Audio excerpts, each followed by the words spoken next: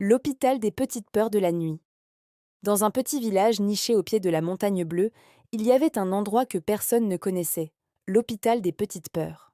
Cet hôpital n'était pas fait de briques, mais de nuages moelleux et de silence douillet.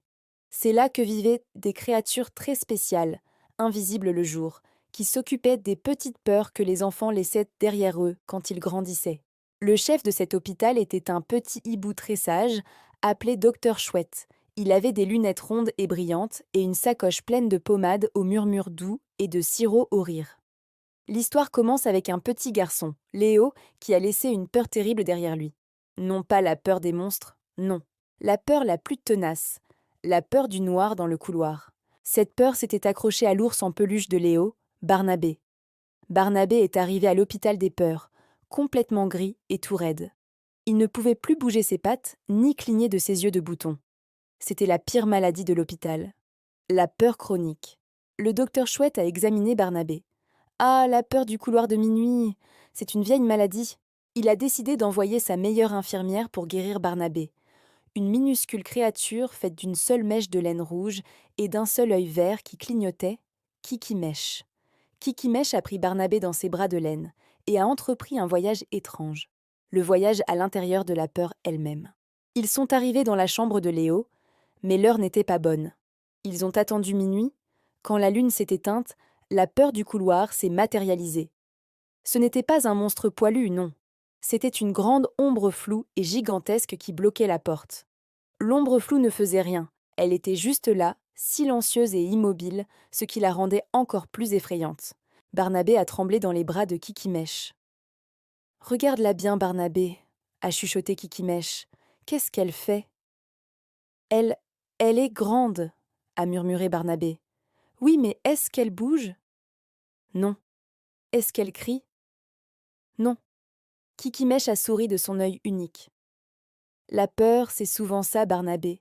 Une grande ombre qui ne fait rien. » Kiki-Mèche a sorti de sa sacoche magique un tout petit trombone de blague.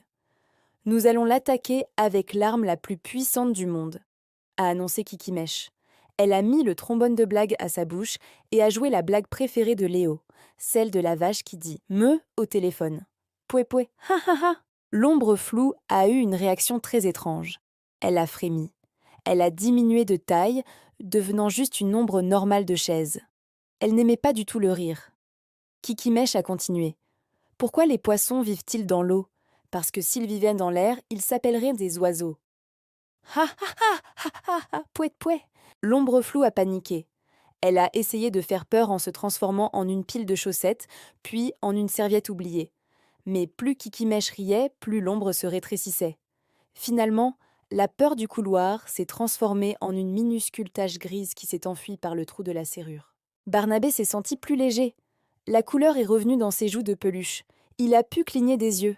Kiki-Mèche l'a ramené à l'hôpital des petites peurs.